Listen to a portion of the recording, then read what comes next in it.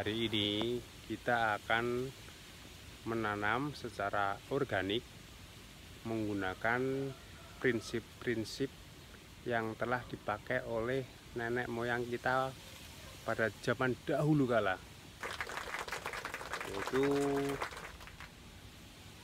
menggunakan bahan-bahan yang ada di sekitar lingkungan kita. Jadi nenek moyang kita itu zaman dahulu kala itu sudah bertani dan mereka sangat pintar sekali memanfaatkan bahan-bahan yang ada di lingkungan sekitar. Jadi ikuti terus kegiatan saya kali ini.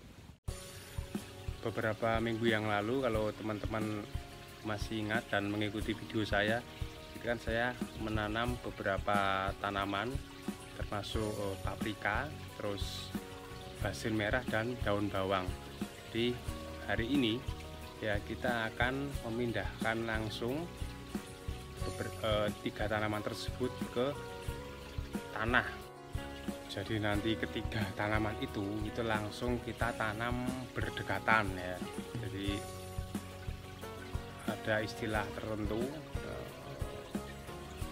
kadang-kadang orang permakultur itu bilang itu companion plant. Jadi tanaman yang satu mendukung tanaman lain, entah itu menyediakan unsur hara di tanah atau mengusir hama. Jadi seperti daun bawang ini ya, dia ini bagus untuk disandingkan dengan tanaman yang lain karena bau dari daun bawang ini tidak disukai oleh serangga. Jadi tanaman utamanya juga akan aman. Kemudian kita juga akan panen dari daun bawang itu sendiri. Jadi sebelum ditanam, tanahnya kita kasih pupuk kandang terlebih dahulu.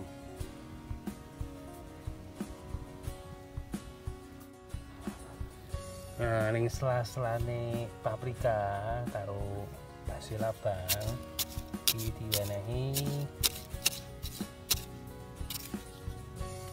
kita kasih tadi ya daun bawang.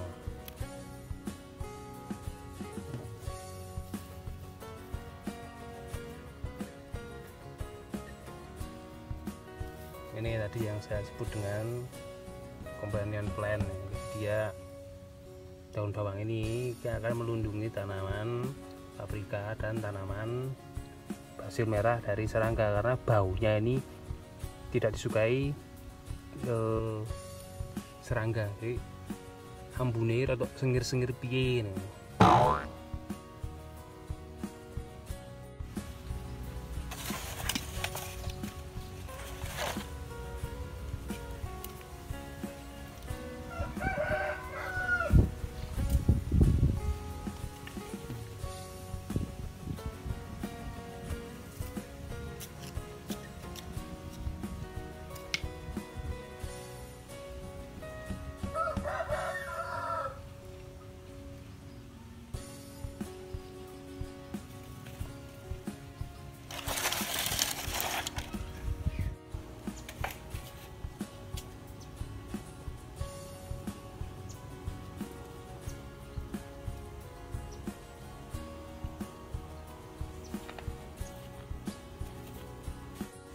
Kemudian langkah selanjutnya adalah pemberian mulsa atau penutup tanah.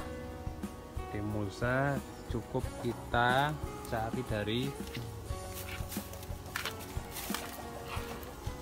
daun-daun bambu yang sudah kering.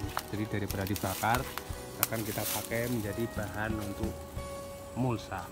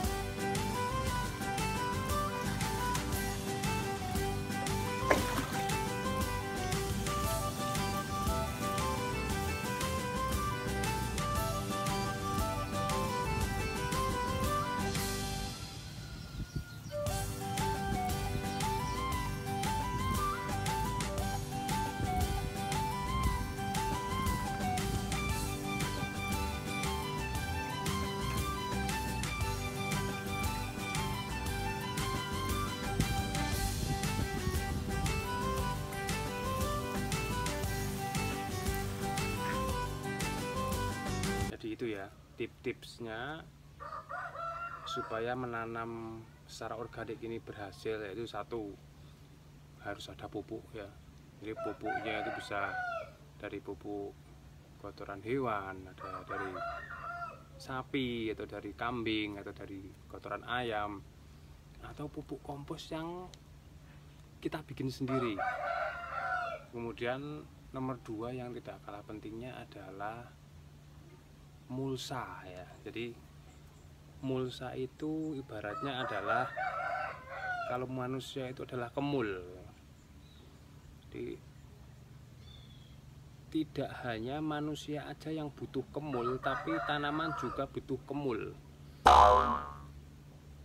untuk melindungi dari panas ya, dari terik matahari, dan kalau malam supaya tanaman itu juga tidak kedinginan, karena kalau dikemuli ya pakai mulsa ini dia suhunya akan tetap terjaga. Jadi kalau malam tetap hangat, kalau siang dia tetap adem gitu. Selain itu, fungsi dari mulsa ini adalah mencegah rumput-rumput itu untuk tumbuh. Jadi rumput ya, kalau dia tidak ada sinar matahari, dia pasti tidak akan tumbuh. Hanya kalau ditutupi dengan mulsa itu dia pasti mati. Kemudian mulsa organik ini, misal dari daun bambu ini, kalau dia sudah lama dia akan breakdown sendiri dan akan berubah menjadi kompos, dan itu juga double manfaat lagi untuk tanah. Mulsa ini bisa didapat dari lingkungan sekitar saja. Jadi lingkungan tempat kita, seperti daun-daun yang jatuh, kemudian ranting-ranting, kemudian bahkan kertas ya, itu bisa dijadikan mulsa. Jadi cukup kita kumpulkan dan kita taburkan di atas tanah yang sudah kita bikin bedengan-bedengan. Jadi itu ya teman-teman, berkebun organik itu sebenarnya murah karena semua bahan-bahannya itu ada dan sudah tersedia di alam. Jadi tinggal kita memanfaatkan aja dan mencari ilmunya. Jangan lupa untuk tetap klik, komen, like, dan subscribe di channel saya, The Gardener Indonesia.